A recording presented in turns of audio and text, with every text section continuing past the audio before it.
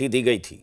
आज नीतीश कैबिनेट में इस पर चर्चा भी हुई। नीतीश कैबिनेट ने तय किया है कि बिहार में defence corridor, semiconductor manufacturing park बनाया जाएगा।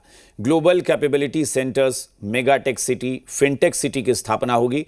बिहार को देश के आर्टिफिशियल इंटेलिजेंस हब के तौर पर विकसित किया जाएगा। देश के नामचीन उद्योगपतियों की रायशुमारी से योजनाएं और नीतियां बनेंगी।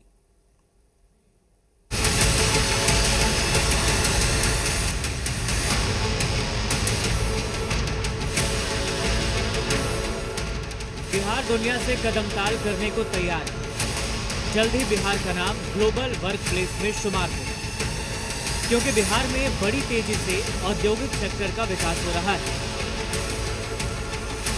सड़कों की जाल बिछ गई।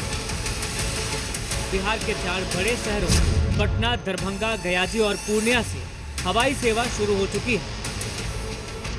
हर जिले में अच्छी रेलवे कनेक्टिविटी है और अब बिहार में उद्योग और निवेश को बढ़ावा देने की बारी है। 25 नवंबर को नीतीश कैबिनेट की पहली बैठक में ही तय कर लिया गया है कि अब की बार बिहार की सूरत बदलनी है।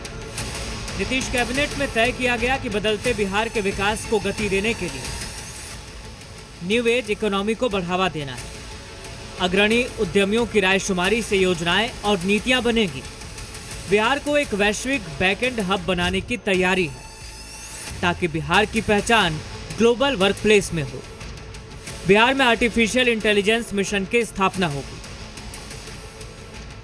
बिहार के औद्योगिक क्रांति को गति देने और राज्य को आत्मनिर्भर बनाने के लिए उद्योग विभाग की बहुत बड़ी भूमिका है और हमारा लक्ष्य है कि बिहार को निवेश हब बनाया जाए, जहां हर वर्ग के लोग उद्यमिता से जुड़ सकें और रोजगार के लिए अवसर सृजित कर सकें। कैबिनेट की बैठक के बाद मुख्यमंत्री नीतीश कुमार ने एक्स पोस्ट कर लिखा,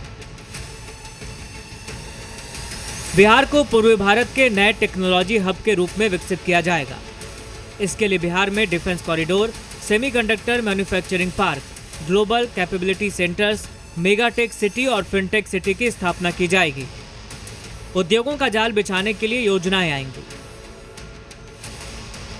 बिहार की बंद पड़ी चीनी मिलों को फिर से चालू किया जाएगा, तो कई नई चीनी मिलों की स्थापना भी होगी।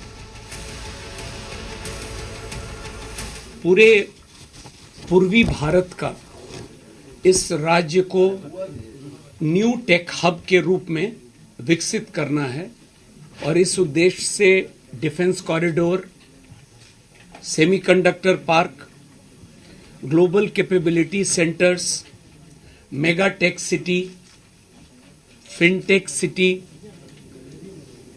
ये जो स्थापित करना है। पिछले कुछ सालों में बिहार में औद्योगिकरण ने रफ्तार पकड़ी है। अब बिहार की नई सरकार उद्योग क्रांति को आगे ले जाना चाहती है। कई औद्योगिक कॉरिडोर बनाने की तैयारी है। बाबा हरिहरनाथ के दर पर पहुंचे डिप्टी सीएम सम्राट चौधरी ने सोनपुर में बाबा हरिहरनाथ कॉरिडोर और अंतर्राष्ट्रीय एयरपोर्ट के निर्माण की बात कही है। लेकिन मैंने पहले भी कहा कि सोनपुर को मैंने गोद लिया है। यहाँ मैरिन ड्राइव भी यहाँ बनाऊंगा। इस पूरे मंदिर के परिसर को भी पूर्ण रूप से कॉरिडोर बनाने का काम किया है। सत्ताधारी न सिर्फ उद्योग क्रांति को आगे ले जाने की तैयारी में, बल्कि कृषि मंत्री किसानों की आमदनी भी दोगुनी करने का ब्लूप्रिंट तैयार कर रहे हैं।